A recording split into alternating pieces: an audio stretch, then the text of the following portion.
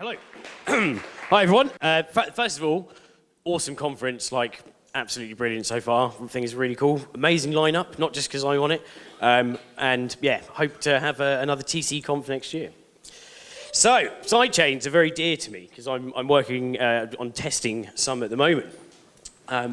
Now, can you explain, because the original term for sidechains is a chain that pegs back to Bitcoin, for example. Now, there are many different types, many different consensus models. Can you explain what a sidechain is?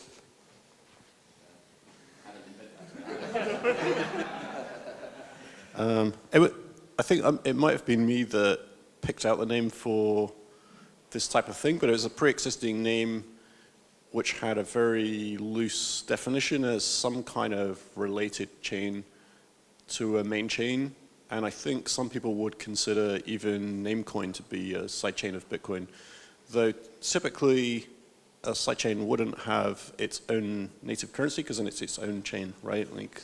So an altcoin with some platform features, even if it had a way to move coins in and out of it, may not be a sidechain. But I think you can also think about the peg differently from the chain. So you have chains, and some chains have mechanisms to carry other assets that are coming from other chains.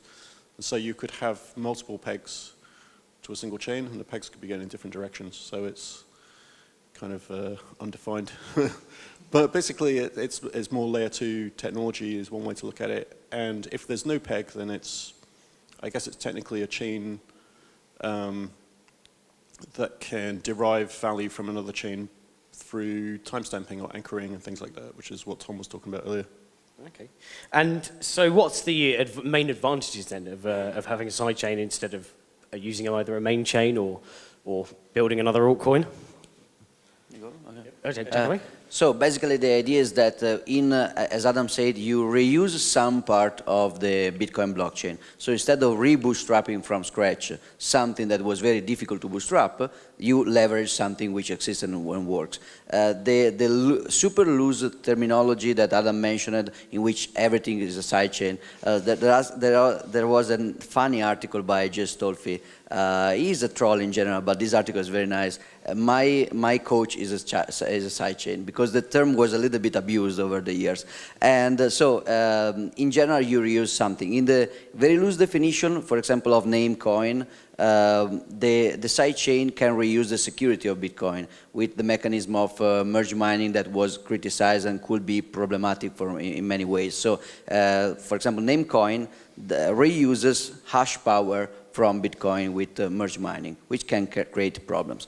In the more strict, proper term of sidechain that Adam mentioned and the Blockstream paper basically made the kind of official strict terminology, is you reuse the financial unit, you reuse the monetary effects. So you don't reuse hash power, you don't reuse maybe not even code, but you reuse the most important part, which is the most difficult to rebootstrap, which is value. So the idea is that you create a new project, you want to experiment with your architecture, you don't recreate money from scratch. You create your project, but you leverage the already existent monetary effects of liquidity, price, and everything. Awesome. And oh, sorry, Max. You mentioned merge mining. So it's one of the ways of securing the chain. Can you talk about any of the other different types of consensus and the way that it's secured to the main chain? Yeah. Well, I will also probably start with some kind of attempt to define the sidechain, because actually the answer to your question follows from this definition. For myself, I tend to think about sidechains as anything that combines global consensus with a M of N locking of original Bitcoin assets. Why M of N? Because if you have N of N, you basically have not a sidechain, but a multi-party channel. Like 2 of 2, it's a Lightning Network channel. So can we name them sidechains? No. First of all, why? Because they don't need a global consensus. Because at the moment when you have the number of participants in some economical protocol is the same that the number of participants that are making a decision by a consensus, you don't need a global consensus anymore. You just need to reach the consensus amongst those players. But at the moment, when the number of participants that take decision about economical reality is smaller than the number of people who put money into some system, you need more global consensus to build something trustless or partially trustless. And that's where the actually sidechains appear. And if we are talking about any monetary system, as Giacomo said, it should be a Bitcoin. So what kind of global consensus? I would say that sidechain can use any global consensus it like, depending on what it tries to achieve. Because sidechains can be used for scalability, for experiments, for better or poor security for different reasons, for doing something in more controlled way. So depending on what they try to actually implement, they need different forms of consensus, starting from merge mining or separate proof of work or BFT type consensus, anything that can suit their needs. Cool, yeah, and you mentioned a federation is one way. There's merge mining, federation. Is it likely that we'll see a trustless two-way peg soon? I don't know about how soon, because there are missing bits of technology, but there are a few different areas of technology that could enable this. I think the main thing people are worried about with so there's another kind of sidechain-like object called an extension block. So for myself, when I was thinking about sidechains, I was thinking about how can we innovate faster on Bitcoin or do more experimental risky things and have some security firewall and modularity so that people can, do some very strong privacy things with experimental crypto tech like snarks or things, and do that in the Bitcoin context where you can't put that in the main chain context. There's too much crypto risk, people wouldn't accept it, and rightly so. But you could make a module and apply that technology to Bitcoin inside the module and have that be fully trustless. But the barriers to doing that are, if you do an extension block, which means that, firstly it's a block size increase, but you could stop that. You could say it all comes out of one size budget. But never, and it does directly provide a security firewall around those funds. So the only people at risk if the crypto for some experimental privacy goes wrong are the people who opted into it, which is good. No more coins will come out of that sidechain that went into it. If something goes wrong, the first people out will get their money back, and the last people out will get nothing, or something bad will happen like that, right? So that places the risk in the right place. But there are other problems because it's a consensus system on Bitcoin. One of the new novel security properties that you get from consensus system is that it's very fragile to forks, to accidental forks. Like there was one in Bitcoin's history where a third-party dependency, a crypto library that's since been removed as a risk, had different behavior on 32 and 64-bit systems, and nobody had noticed in a decade of this library existing. But that would be enough to fork a Bitcoin network, so it was fixed quietly and then described later in a vulnerability report. So if you imagine somebody's doing a bunch of experimental crypto stuff in an extension block, that would easily fork Bitcoin by accident. So we can't have that, right? So your next question is, well, how do you prevent that? So one approach is snarks. You use snark-like things or bulletproof-like things where the program you're proving correct execution of is verification of the entire sidechain's blocks. But that's an enormous proof, and all of the current proof systems are orders of magnitude away from being able to do that, and some of them make experimental security assumptions. So maybe the bulletproof like security and scalability will improve enough, and then we can make general fully secure sidechains just by having the main chain block verify a list of them. That would be very nice. The other thing you could do is something like simplicity, which is formal provable blockchain extensibility language for Bitcoin, which we're trying out on Elements and Liquid. We did a developer preview release for Elements in the last month.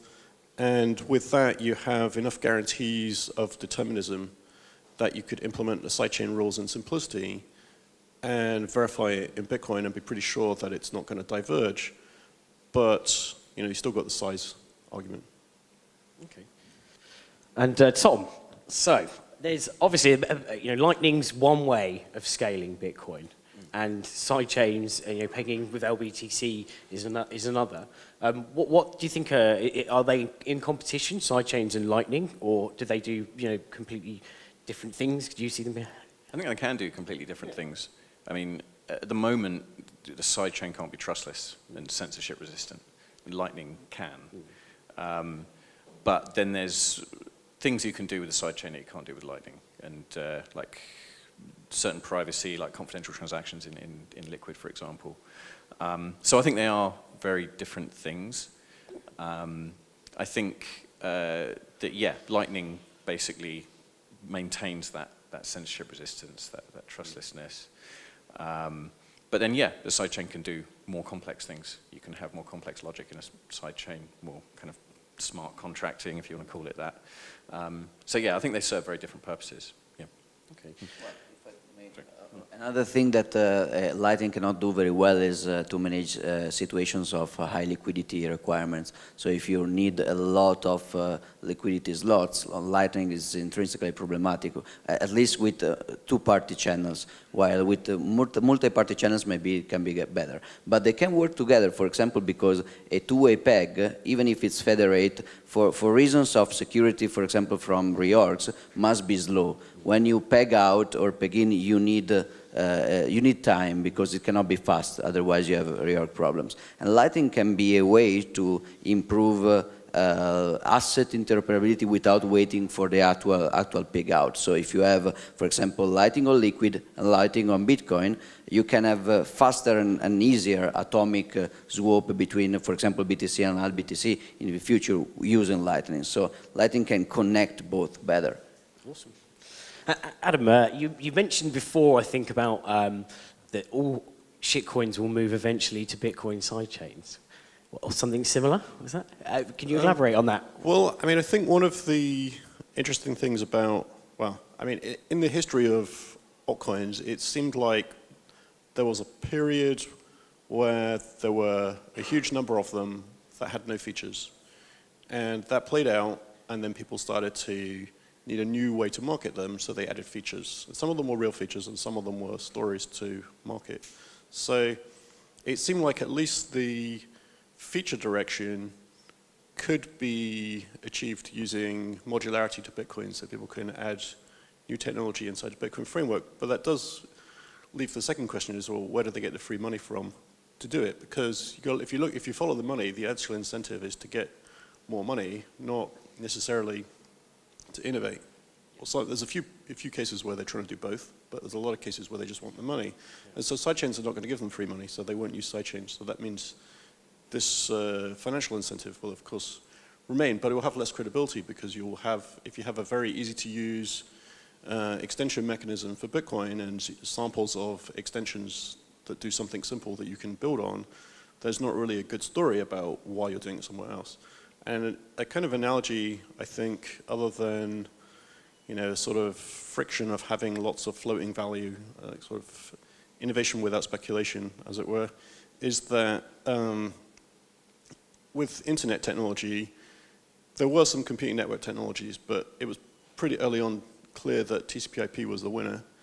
And yet in the crypto world, there's Bitcoin, which is kind of the TCP/IP, I would argue. And I think that's more apt than people like to admit because they want to promote their coins. And I think the internet would have been similarly distracted if everybody was, making forked copies of a TCP/IP stack with, just change parameters like 1600 MTU, it's better than a 1500 MTU, and lots of crazy stuff like that because they were able to, I don't know, like claim ownership of all the IP addresses in it or print some money and would create lots of interoperability and friction. Now, of course, TCP/IP actually got routed through other things, right? X25 networks, all kinds of things, and still does, different technologies at lower levels. But I think that just economically, it's going to make a lot more sense, and it's going to be a natural outcome. So, I mean, people talk about the Bitcoin dominance index, which got to a low about, 35, 40% at the low. But that's not volume adjusted, and that was at the height of the kind of altcoin mania.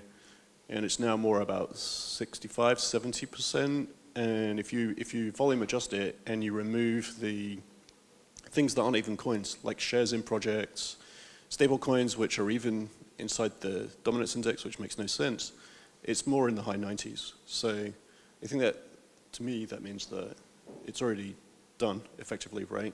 You know, people are innovating, some people are still trying to raise money. Raising money is fine.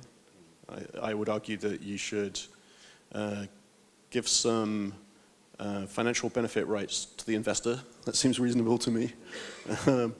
But yeah, there's lots of innovation happening. So I think the sidechain concept could be more general too, because generally what we're talking about is building layer 2s that preserve the security, the unique security guarantee of layer 1 proof of work mining into new application areas and into different trade-offs. So there are more of them, and it's still evolving. Like Sidechains by Ruben Sumson was a pretty recent proposal. It's an idea phase thing. It's somewhere between Lightning and a sidechain, and there are lots of different variants of sidechains. So I think there's scope for more such things, and new things haven't been thought of yet. So I think it's very, very quickly evolving. Probably a big issue is the wallets and standards and interoperability catching up, even though it's largely Bitcoin related.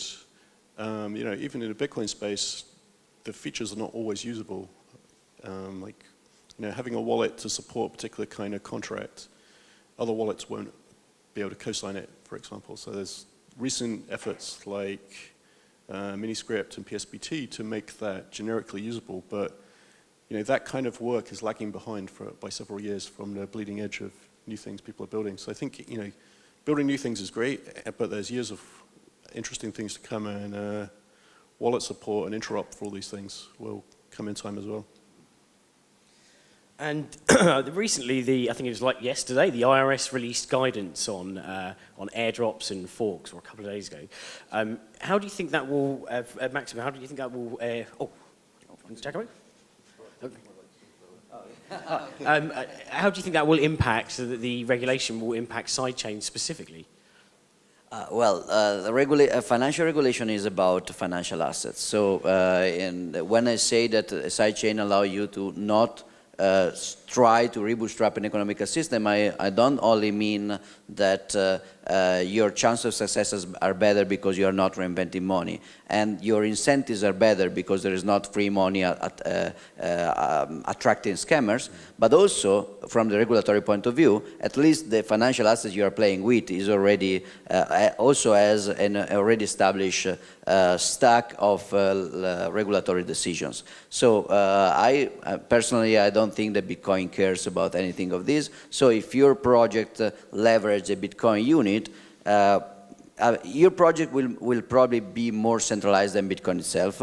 So you should care what the SEC thinks, for example, or the IRS or everything. But compared to, for example, a fork airdrop where you create new financial, so the decision basically was interpreted as something like saying, if you own some Bitcoin and somebody creates an altcoin and airdrop the altcoin to the one-to-one, then you have to pay taxes for this kind of generated revenue, even if you don't actually sell it, even if you don't even know that it exists. So that's something that with the sidechain you avoid completely, because you are not playing with new financial assets. It's better from an economical perspective, technological perspective, because it cleans up the incentives, but also better from a regulatory perspective, because you are not you're not playing with fire again. Yeah, I was just going to say something else about the forks. So the forks or airdrop phenomena, which kind of died down after a bit. You know, some of the users like it because it's free money and they can sell them and get more Bitcoin, and that's fun. I sold some myself, that's great. But on the other side, as a technologist, if you have a wallet like with Green Address, which is a 2 of 2 multi-sig wallet that Blockstream runs, it's a nuisance because now you have to do some development work to allow people to extract the forks, and that creates development cost, security risk, and there are actually users who lost their actual Bitcoins by trying to claim forks. You know, and the fork might be like 1% of Bitcoin, so now they lost, 100% Bitcoin by trying to collect 1%. So it's not without cost, and it becomes complicated, increasingly complicated, as funds are used in layer 2 systems. So how do you claim the fork that's locked in a Lightning contract? How do you claim the fork that's pegged into Liquid? I mean, when it's pegged into Bitcoin, into Liquid, we don't even know who owns the coins because they're all confidential, for example. And the same for other layer 2 things. So it's just friction and a nuisance for any kind of technical progress, I think, unfortunately. And they tended to be like fairly incompetently run, to be arguing about and making changes like a week before going live. And then users would come to exchanges. That's another pain point, right? All the exchanges had to manage the forks. So it's enormous cost. So at some point, I think the people doing the development just get sick of it and say that this is costing us more than the entire, collectively, like all the developers and exchanges, costing them more than the entire fork's worth in like developer hours and risk. And Tom, about forking sidechains, what happens when a fork happens? So say Bitcoin splits into Bitcoin DEF or whatever, and how does the sidechain know? Well, Is there? Yeah, I guess this is following on from Adam's. But I mean, I don't know what if kind of Liquid Federation members have a policy on what to do if Bitcoin does split again into a fork that has significant value, then there is a big question again, like what happens to the forked coins that are pegged into the sidechain. So in that case, I'm not quite sure whether the Federation, I guess, just pegs out in both chains. Basically, you just replay, and then everyone who pegs out gets both of the forked coins. But I guess there might be some implications to that. It might become quite complex. Yeah. Thanks, Tom. I mean, it's a problem for all kinds of things. So, the HSMs, the consumer HSMs, like the hardware wallets, they had to handle forks like Ledger and Trezor. And, I think at some point they were getting reluctant to handle more than the first two because it's just too much risk. And you'll bear in mind that some companies, like LedgerX, for example, I think, has HSMs. A lot of the companies doing different forms of custody or derivative contracts have HSMs with business logic in them. So they can't just bypass it all and scrap it. It's like months of work and risk, and the forks just think that they can like mix some hacky patches and release it a week before going live. That doesn't work for people who are managing, LedgerX, I'm sure they've got many millions of dollars worth of Bitcoin in Bitcoin call and put options of various durations, right? So what are they going to do? Like scrap all the call options, pull all the keys out, do some massive high risk operation. It's kind of crazy. So I don't know. So I think what I'd like to know, Maxim, I probably should have done this first. I'm a bit backwards. This is my first panel. So Maxim, you work for Pandora. Can you explain how you're using sidechains or how you're intending to use them?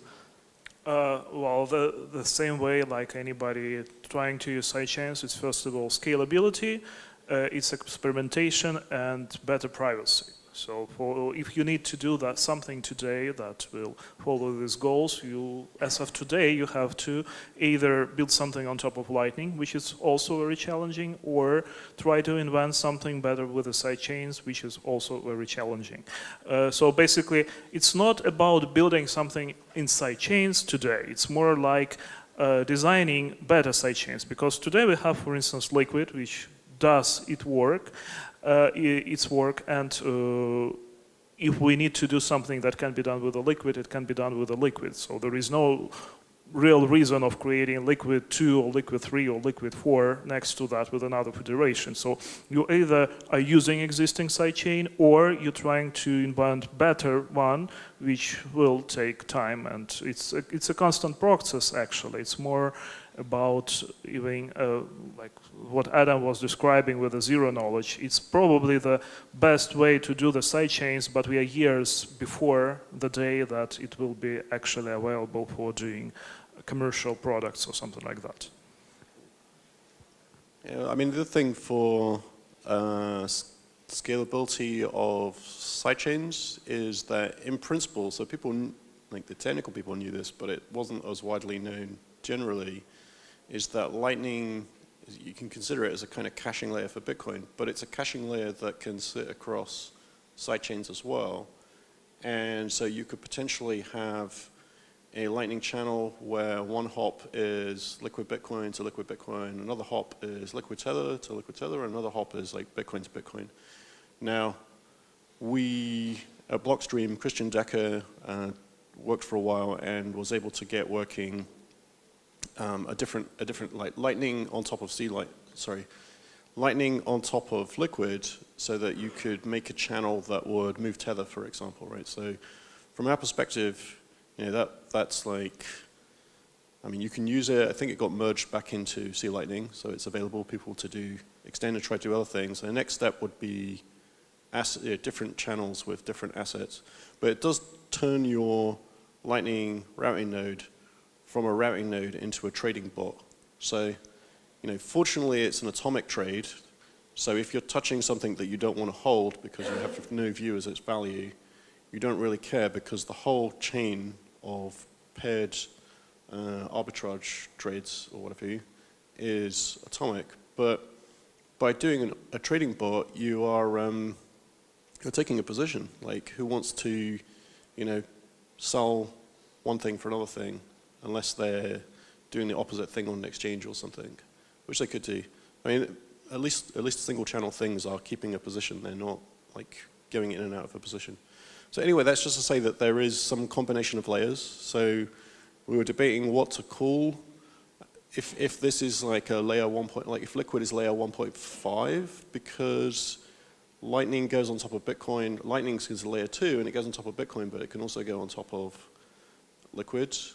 And the RGB project is also talking about some kind of, maybe layer 3, I'm not sure, you can explain.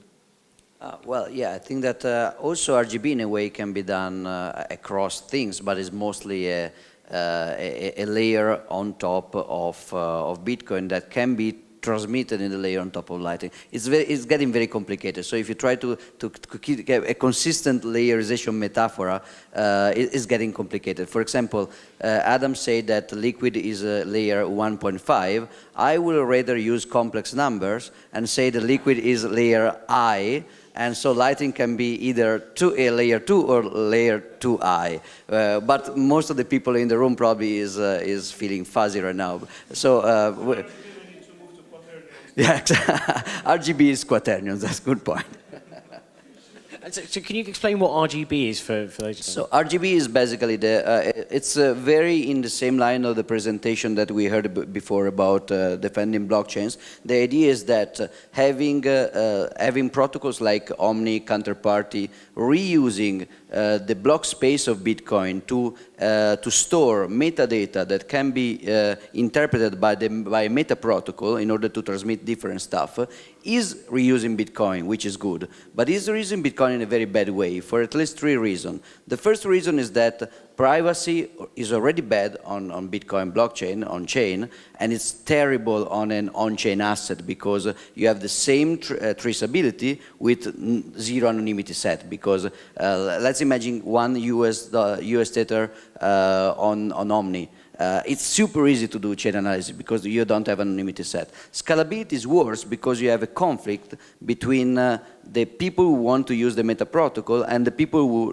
legitimately want to use the protocol. They are parasiting your block space, and you don't want that. So you don't want to give it the precious Bitcoin block space away. So the idea is mostly coming from Peter Todd, which I'm representing in the panel, and it was the idea of client-side validation. The idea is use Bitcoin only for what Bitcoin does great, which is a single-use seal, proof of publication, double spending prevention, and transmit everything else on a side channel, on an off-band layer, completely peer-to-peer. So I have to give you an asset. Instead of writing on Bitcoin, I give you an asset. I give you a signed, digitally signed document that gives you the asset, and I commit this document inside something in Bitcoin that can be spent once, for example, in UTXO. And as he explained, that can be done without using any extra space. So the idea of RGB started from that, but now we're working together with everybody in order to make it compatible and not redundant with what is existing. For example, why the RGB is a concept of how to commit stuff on Bitcoin. But once you have that, you can use confidential assets on that, you can use existence lighting on that. So we are trying to work together in order to have an interoperability stack that doesn't duplicate stuff uselessly. And so on the metadata in the block on using Bitcoin blockchain, Tom, from Commerce Block, Mainstay is used to attest back to Bitcoin. Can you explain that and how that works? Well, yeah. So I mean, this is trying to achieve the same thing, maybe in a bit more of a blunt way, by just going to a separate blockchain completely. But then, you know, you can have asset-specific blockchains so that you don't, and you can compress basically the entire history into a single commitment. And actually, you can compress lots of different commitments from lots of different chains into a single commitment on Bitcoin. So you only require a kind of minimal, although you do require this stay chain. So you do require this sequence of transactions. Sorry, yeah, okay. So yeah, so it's a different model, I guess, with different trade-offs. So you are actually running a completely separate blockchain, which may or may not be a side chain, depending on the definition of a side chain. Of course, you can peg in Bitcoin if you want to use for transaction fees in this like single asset side chain. I mean, what the one client we have is for a gold token, and in this case, we can actually pay transaction fees directly in the underlying asset. But for other things we're looking at, like, you know, kind of securities tokenization, you would actually want to peg in Bitcoin in order to allow people to pay transaction fees. So yeah, so it's a different model. Okay. And what benefit does it have? So in terms of proving the structure, is that what it's for testing back? All you need to do is just proof that there's only one history of ownership of the token. So it is permissioned and centralized. That you the block producer is owned. The block producers are controlled completely by the issuer. You may federate it for kind of fault tolerance, but essentially it's completely centralized. But this doesn't matter because it's a centralized asset anyway. What matters is the proof. What matters is the fact that when you have a token, you can prove that you're the sole owner of that token. And you can do that independently of the issuer. Oh, thank you. I was going to ask about one of the pillars of Bitcoin is the trustlessness part and decentralization. And sidechains generally have some form of centralization to them. How do the people who build sidechains get enough trust, you know, that they're not going to lose their Bitcoin, for example? Adam, thinking. So it's a bit harder with Bitcoin because there's no trustless peg at the moment. But for assets that are created on the sidechain, your risk with Bitcoin is that ultimately the coins are escrowed in some way, in a somewhat decentralized way. Either if it's merge mined, the miners collectively could take them against the protocol, or if it's, you know, in some kind of HSM assured multi-sig, somebody could go hack 2/3 of the HSMs and potentially take them. Probably the legal risk is worse, that the people operating the exchange feel obliged to shut it down and engage in some kind of arbitration about something that went wrong.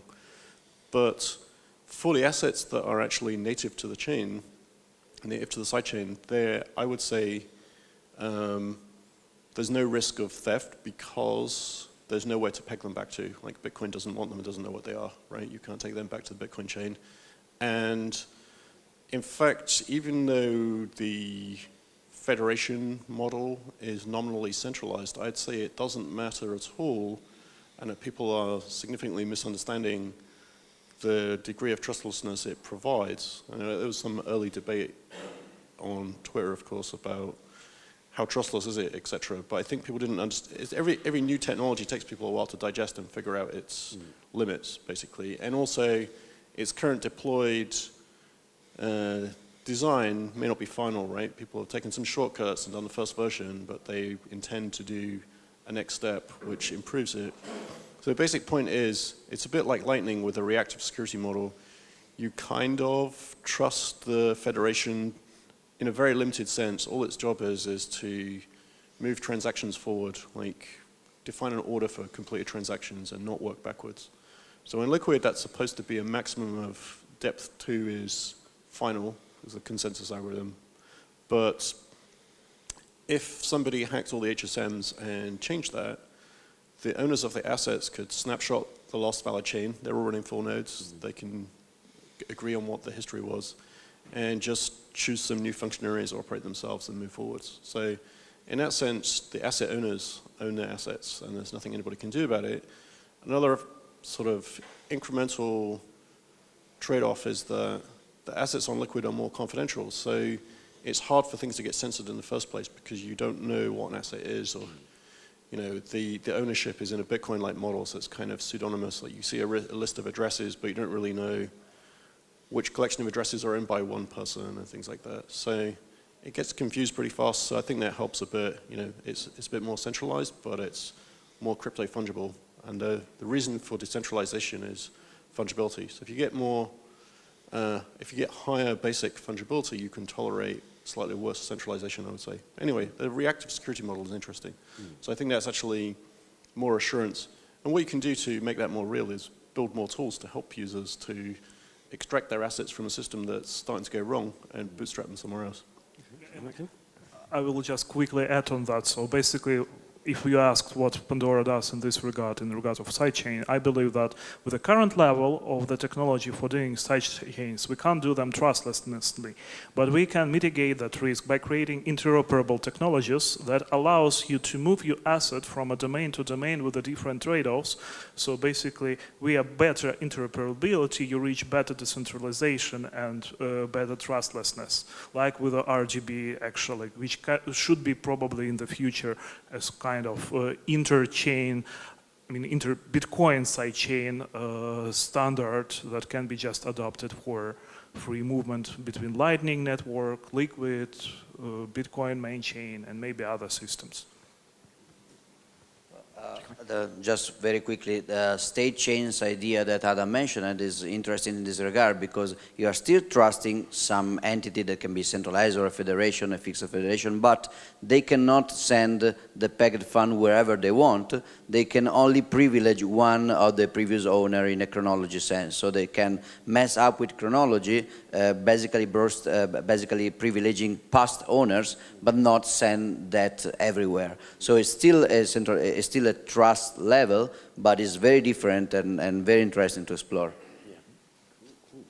And I think to closing up, if we were to do, if each person gives a 1 minute shill of the projects you're working on and what you're doing, and what's coming up for you in the future. Okay. Well, so hopefully we're going to be launching our first actual asset-backed sidechain shortly, which hopefully will be a test of the scalability of it, and we'll see. So watch this space, and hopefully you'll see some gold on a sidechain, depending on the definition of the sidechain, soon. Okay. So I work mostly about consultancy in the last 3 years now and trying to focusing on education because consultancy is boring, and so I want to teach especially. But as part of my job during the consultancy age was to try to help standardization of these tools and things around Bitcoin, and I still want to do that. And RGB is an example. It's not the only thing I'm working on, but the idea is to work on something that can help the ecosystem to identify good standards and good practices and to converge, to interoperate, not to fragmentate. So I try to create synergies, and that's still what I want to do.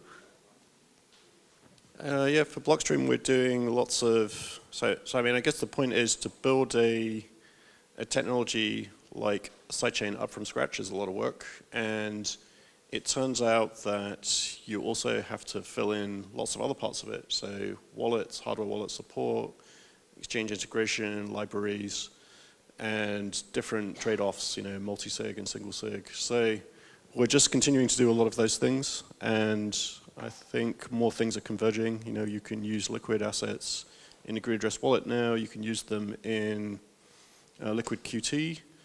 Maybe you can use them in Electrum, we'll see. So Commerce Block has done some work on Electrum using elements. So I think as you can use a technology with all of the parts filled in, it becomes a lot easier to use and a lot more fun, and we can see more network effect. So for Blockstream's part, we're just trying to be a neutral technology provider. I think it's a mistake for technology protocols to come with, be technology promoted by a given exchange or Bitcoin exchange or something, right? That's going to be difficult for other exchanges to consider using. So Blockstream is intentionally kept out of active trading positions and activities so that people can feel that by using the tech or building things on top of it, they're not buying into a competitor who's going to pull the rug out from under them. So I want to see more interoperability, and most of it's open source in the Elements project, so get involved and try it out. Our motto at Pandora Core Company is scaling the future. So we are trying to build layer by layer a technology that allows you to scale trustless economic systems up to building a trustless, decentralized, scalable machine learning solution. But before that, we have to build a lot of different layers. That's why right now I'm managing this intercompany project of RGB and related standards, because RGB is not just about assets, but the technologies like client-side validation, single-use seals, and even state history graphs. They can be used for rich state, full NAS, smart contracts on top of Bitcoin, which are required for many other applications. So I'm coordinating that effort that involves like maybe already more than 10 companies and participants. Thanks everyone for joining, and I hope everyone's enjoyed it. And I think I should summarise that sidechains are ninja, and question. Mike.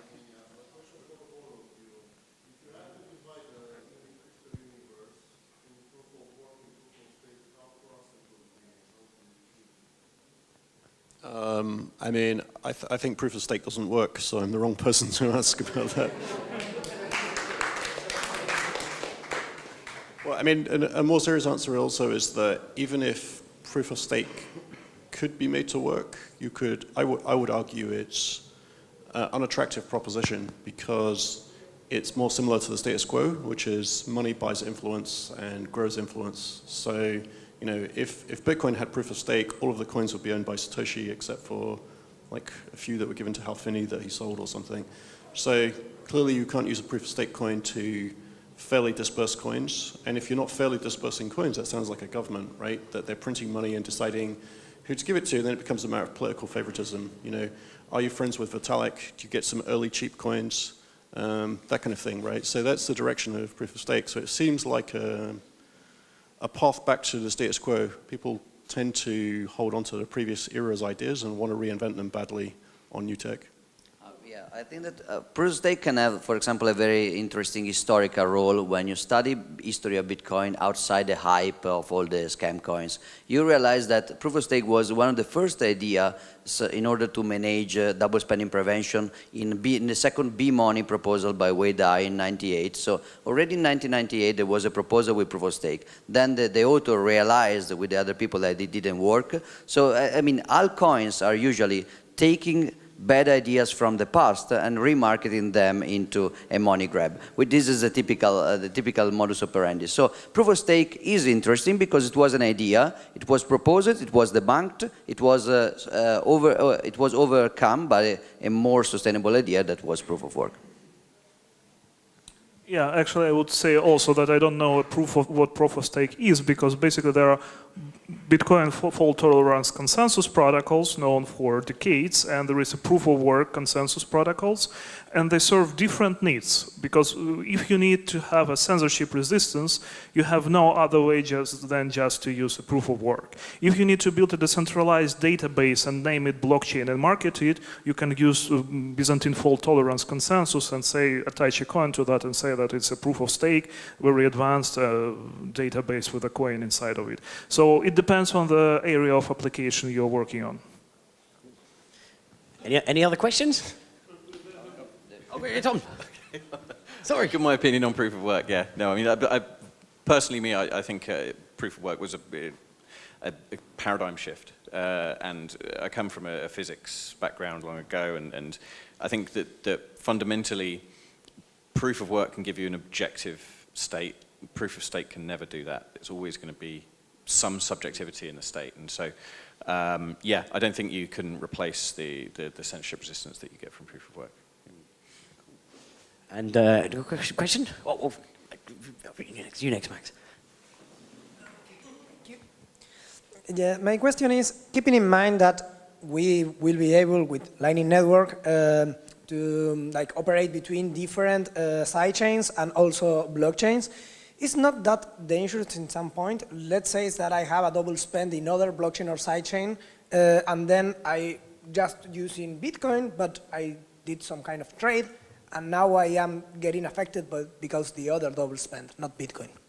I'll try first, then I'll give you the mic. So the interesting point about interchain Lightning routing is that in theory there is just one party exposed to the system they are trading in. So let's assume that I have a Bitcoin channel with him, and he has a Litecoin channel with him. If there is a problem on Litecoin, my part of the trade is affected because everything is atomic, but the security is only the only people that can be affected is the people which is relying on that specific layer. If let's assume that, for example, we have, let's continue this chain, Bitcoin, Litecoin, and Bitcoin again to Maxim. We perform the atomic trade. Now Maxim has a closable Bitcoin channel with an updated amount. I also have another one with less amount.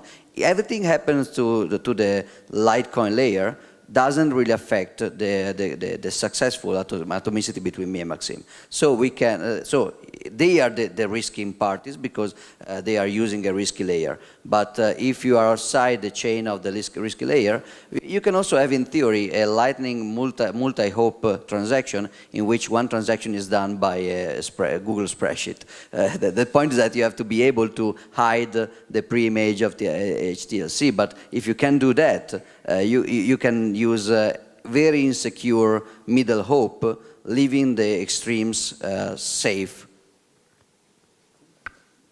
Yeah, I mean, maybe just briefly, and then go to the next question for time. So I think what Giacomo said is right, and generally you want to be using the most censorship-resistant secure chain for your own interests. If other people want to run trading bots on higher risk, less sort of censorship-resistant, less final chains, they can do that, and that's their risk. So you basically take the risk you want to take. And even if you do a chain that is like liquid Bitcoin versus Bitcoin, the liquid Bitcoin is not quite as censorship resistant in some ways.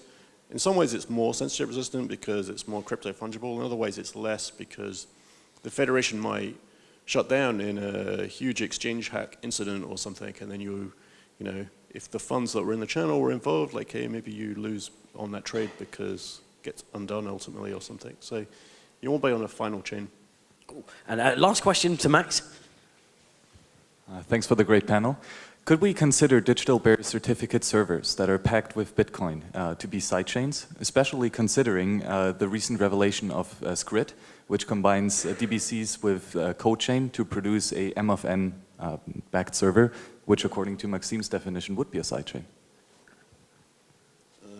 I'm not sure what Squid is. Maybe you can explain it offline. But yeah, I think actually the state chain shows this, but Blockstream, when we published the sidechain paper, there was a related concept mentioned in it briefly that you could have actually just a single server and have a way to unilaterally withdraw from it. And that sounds like similar to what you're saying, and state chains is a variant of that. So yeah, I mean, I think as long as you have the ability to unilaterally withdraw and enforce your rights, it doesn't matter actually, even if the chain you're using is a central database with a single signer. As long as you can say, you can prove to the main chain that you're the owner and that chain did something wrong, so you're the last rightful owner. Yeah, that's why I mentioned that N of M plus global consensus. So I wouldn't say that centralized database is a global consensus. So, but you can extend the definition of sidechain whichever way you want. So I wasn't trying to propose some global definition of sidechains. I just said about some useful model that I use myself to apply and define how to distinguish multi-party channels from sidechains and other kinds of technologies. Awesome. Right. One more question. Hi. So let's start by saying I'm against the Bitcoin private hard fork because I want the assurance of the fixed cap. But if we imagine a Bitcoin private hard fork, are there advantages, disadvantages for sidechains? Are they still doable? I don't think you, well, I mean, if it's a hard fork, you mean like an airdrop? Yeah, I don't know. I mean, I suppose it's some kind of dilution or inflation in a way, right? If there are hundreds of them and people ascribe value to them. So everybody, let's say they switch to private. So let's assume we create a better infrastructure for Bitcoin. The sidechain can also be a way to switch to that in a seamless way. So not only a sidechain can be a modular way to test new things, but even if you find a new thing that works, you can have people assuming a trustless sidechain, assuming a sidechain that can be censorship resistant as Bitcoin and even better, then you can have people just opt in gradually. In this sense, even a proof of burn protocol will be, I mean, the best thing will be a two-way pegged sidechain. The second best, in my opinion, would be a proof of burn one-way peg. So let's assume that we find a better Bitcoin. If you burn one Bitcoin, you get one Sidecoin. It's one way, but it's nice because the more the demand, the economical demand moves to the new system, the more the supply of the first system is destroyed. And so the last man standing, he will sell the last coin at the same price in theory because you have decreasing demand and decreasing supply. So proof of burn is a second best, in my opinion, than the first best is two-way peg, of course. So if your experiment was wrong, the people can still go back, which is a nice feature to have. Well, actually, maybe I'm wrong, but it would be proper to say that you need a UTXO structure to build a sidechain, basically. So it depends of at what cost you keep the privacy. If you don't have UTXO model anymore and don't have a scripts, to build a sidechain, you need to build N of M multisig. If you can't implement with the functionality of sidechain N of M a multisig outside of UTXO model, you can have sidechains. If you can't, you can't have sidechains. That's all. Am I right, Adam? Depending in your definitions, yeah. Well, I'm not sure if we understood the question actually, so maybe you should, okay.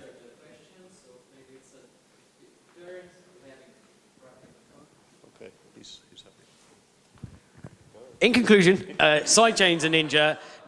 Lightning and sidechains will live along happily, and I think I finally got the answer that sidechains are better than Bitcoin SV, even with its gigamegs. Thank you very much.